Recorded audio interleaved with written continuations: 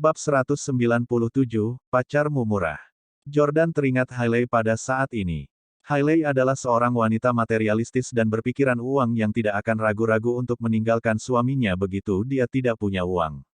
Pacar Wilson juga sama. Jika dia benar-benar mencintainya, dia tidak akan memaksanya untuk membayar sisa $20.000. Wilson tetap diam setelah diberi pelajaran oleh Jordan. Dia telah mengatakan kata-kata yang tepat kepada pacarnya sebelumnya. Dia juga menanyakan pertanyaan yang sama padanya. Dia bertanya padanya apakah dia bisa memberikan $20.000 dan mengapa dia bersikeras bahwa dia memberi $40.000 sebelum dia mau menikah dengannya. Dia juga bertanya apakah dia mencintainya atau tidak. Namun, itu sia-sia karena dia dapat dengan benar dan dapat dibenarkan mengatakan kepadanya bahwa dia tidak akan menikah dengannya kecuali dia memberinya $40.000.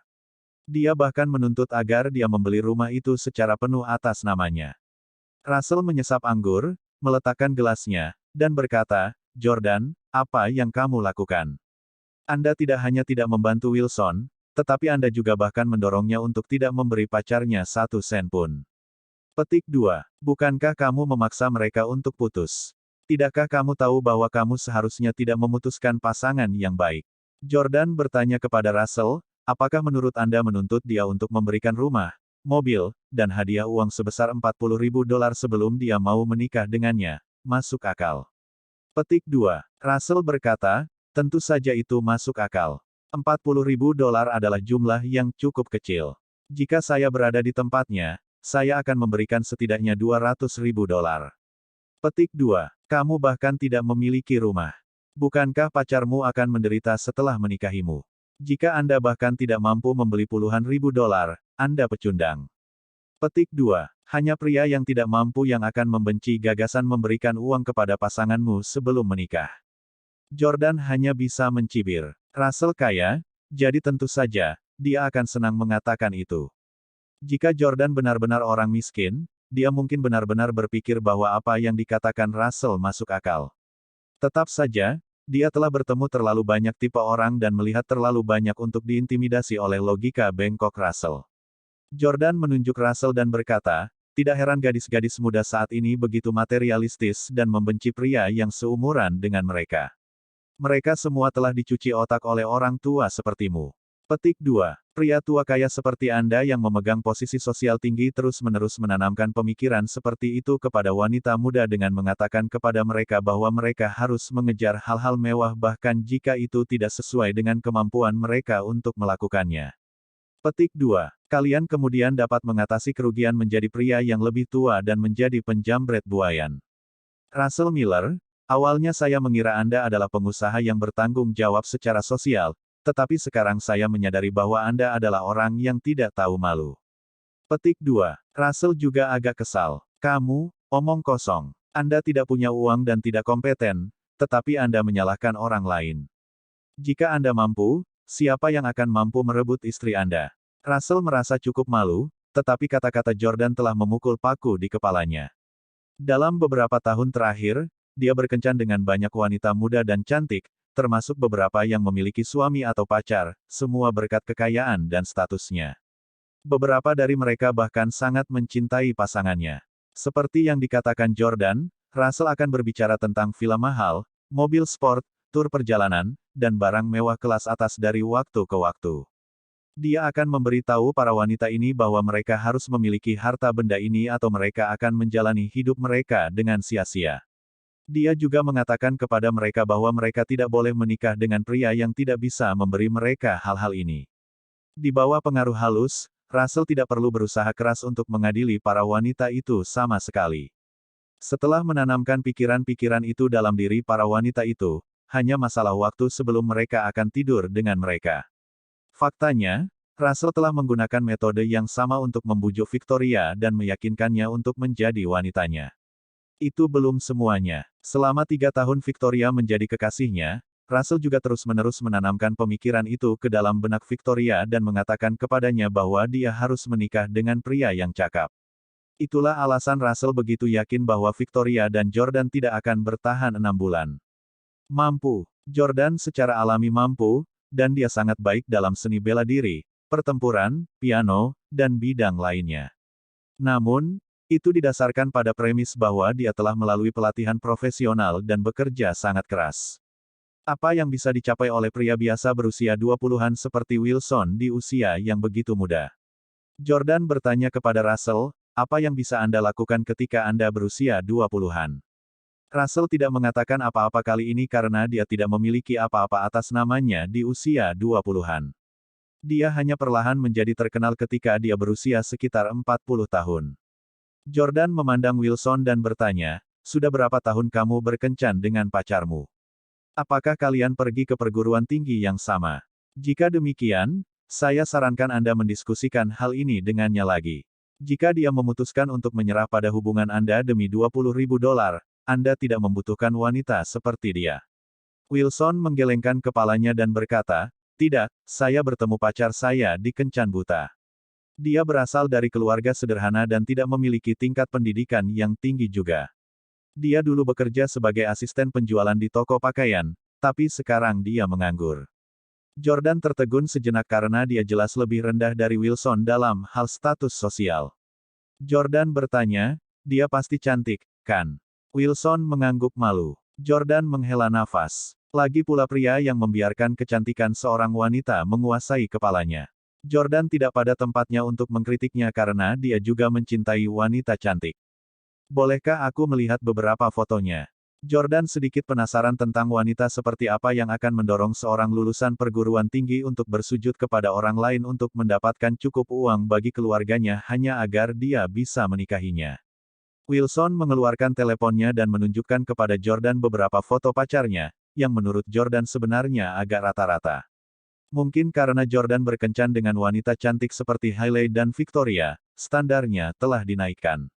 Namun, wanita cantik seperti itu adalah eksistensi seperti idola bagi pria biasa. Jordan melihat beberapa fotonya lagi, tetapi tiba-tiba dia merasa bahwa dia tampak agak akrab. Seolah-olah dia pernah melihatnya di suatu tempat sebelumnya. Baru saja, Wilson mengatakan bahwa dia dan pacarnya berasal dari Orlando. Setelah tinggal di Orlando selama 3 tahun, Jordan berpikir bahwa dia mungkin benar-benar pernah bertemu dengannya sebelumnya. Siapa nama pacarmu? Tanya Jordan. Wilson menjawab, Lauren Cox. Jordan segera mengangkat teleponnya dan menelepon Pablo. Tanyakan pada Salvatore apakah dia mengenal seorang wanita berusia 25 tahun bernama Lauren Cox. Petik 2. Dalam waktu kurang dari 5 menit, Jordan berulang kali menerima notifikasi pesan teks. Pablo telah mengiriminya beberapa foto. Jordan membuka pesan untuk melihat bahwa itu adalah foto Lauren Cox, pacar Wilson. Dalam foto-foto itu, dia mengenakan riasan tebal dan gaun putih dan minum dengan banyak pria. Dia dulunya adalah nyonya rumah di klub tambang emas. Tuan Jordan, apakah Anda menyukainya? Petik 2. Dia di New York City sekarang. Salvatore memberinya $500 untuk menemanimu. Mereka sudah pergi untuk check-in ke hotel. Saya akan mengirimkan nomor kamar nanti. Petik 2. Pablo menambahkan, tidak heran jika Jordan menganggapnya tampak familiar. Sebelumnya, Jordan ingin menjadi kaisar dunia bisnis Orlando dan memonopoli industri seperti bisnis makanan dan minuman, tempat karaoke, dan bisnis lainnya. Dia juga telah memperoleh segala macam sendi hiburan malam. Sebenarnya, Lauren adalah mantan karyawan Jordan. Jordan tetap diam dan menyerahkan teleponnya kepada Wilson. Coba lihat sendiri, lihat wanita seperti apa kamu menghabiskan uang hasil jerih payah orang tuamu. Apa kamu belajar selama lebih dari 1 dekade hanya untuk menikahi wanita seperti itu? Tanda tanya tanda seru petik 2. Wilson menghabiskan hampir $1 juta untuk membeli rumah dan mobil dan bahkan harus mengumpulkan uang untuk hadiah kepada orang tuanya, semuanya untuk menikahi wanita seperti dia. Namun, Jordan bisa tidur dengannya hanya dengan $500. Pacarmu sangat murah. Bab 198, dunia tidak seharusnya seperti ini. Wilson, yang sudah basah kuyup dan basah kuyup, dengan hati-hati meraih ponsel Jordan. Matanya terbelalak kaget saat melihat foto-foto yang dikirimkan Pablo. Dia mengulurkan jari-jarinya dan terus memperbesar foto dalam upaya untuk mengkonfirmasi apakah dia benar-benar pacarnya. Dia terus berusaha menemukan perbedaan antara wanita di foto dan pacarnya, tetapi tidak berhasil. Dia hanya menipu dirinya sendiri. Wanita di foto itu tidak diragukan lagi adalah pacarnya. Jadi dia nyonya rumah dan bukan asisten toko pakaian. Wilson sangat kesal dan sedih karena dia tidak berharap pacarnya menipu dia. Ketika dia melihat kata-kata yang diketik Pablo di bagian bawah, dia langsung menangis. Dia pergi ke hotel. Wilson bekerja di New York City, jadi dia menyewa sebuah apartemen, di mana pacarnya telah tinggal bersamanya selama beberapa bulan terakhir. Pada saat ini, ponsel Wilson berdering, dan itu adalah panggilan dari pacarnya, Lauren Cox. Wilson dengan cepat menjawab telepon. "Hei sayang, kamu di mana?" Petik 2. Itu masih suara merdu yang dia kenal. Wilson tahu tentang masa lalunya, tapi dia tidak marah. Alasannya, sebagai lawan dari masa lalunya, dia sangat ingin tahu di mana dia sekarang. Dia ingin tahu apakah dia benar-benar check-in ke kamar hotel dan apakah anak kaya yang dia tunggu untuk tidur dengannya adalah Jordan. Wilson menjawab dengan sangat tenang, "Saya di Sungai Hudson. Ada kapal pesiar yang sangat mewah di sini. Apakah Anda ingin datang dan melihat-lihat?" Lauren berkata, "Oh, saya telah melihat beberapa fotonya di Instagram. Saya ingin pergi untuk melihatnya juga, tetapi sahabat saya tiba-tiba datang ke New York City untuk mengunjungi saya, jadi saya akan tinggal di hotel bersamanya hari ini. Aku tidak akan kembali. Kamu harus tidur sendiri malam ini." Dia benar-benar pergi ke hotel. Dia bahkan berbohong bahwa dia telah pergi bersama dengan sahabatnya. "Ngomong-ngomong, apakah kamu sudah mengumpulkan cukup uang untuk hadiah itu? Apakah Anda mendapatkan $40.000? Ibuku berkata bahwa kamu bisa melupakan menikah denganku jika kamu tidak bisa memberinya $40.000, lanjut Lauren. Wilson tiba-tiba marah dan berteriak, "Aku tidak akan menikah denganmu." Setelah mengatakan itu, dia melemparkan ponselnya keluar jendela kapal pesiar ke sungai. Setelah melakukannya, Wilson berlutut di tanah, menangis tanpa henti. Jordan meraih ponselnya, takut Wilson akan melemparkannya ke sungai juga dalam sekejap. Dia kemudian menepuk pundak Wilson dan menghiburnya, "Kamu tidak perlu khawatir tidak bisa mendapatkan istri. Menjadi lulusan universitas bergengsi dan cukup menawan, Anda sangat menarik. Bukankah lebih baik jika kamu menikahi gadis lain yang memiliki tingkat pendidikan dan nilai yang sama denganmu, dibandingkan dengan Lauren Cox?" Jordan mengambil sebotol anggur merah dan menyerahkannya kepada Wilson. "Pergi mandi di lantai bawah dan keluarkan uap." Menenggelamkan kesedihannya dalam anggur memang yang dibutuhkan Wilson. Dia berkata, "Terima kasih, Tuan." Petik 2. Wilson kemudian menuju ke bawah. Setelah Wilson pergi, Russell datang dan bertanya, apakah pacarnya seorang nyonya rumah. Jordan mengetuk salah satu gambar di ponselnya dan menunjukkannya kepada Russell. Dia kemudian berkata, "Tuan Miller, Anda hampir melakukan hal buruk karena niat baik. Jika Anda benar-benar memberinya $20.000 untuk menikahi wanita itu, tidakkah dia akan menyesalinya seumur hidupnya?" Petik 2. Russell berkata dengan dingin, "Apakah menurut Anda apa yang Anda lakukan itu benar? Bukankah itu?" tanya Jordan. Dengan membiarkan Wilson mengetahui kebenarannya, dia menghemat banyak pengeluaran yang tidak perlu tanpa masalah sama sekali. Russell menyalakan rokok lagi dan berkata, "Jordan, kamu masih terlalu muda.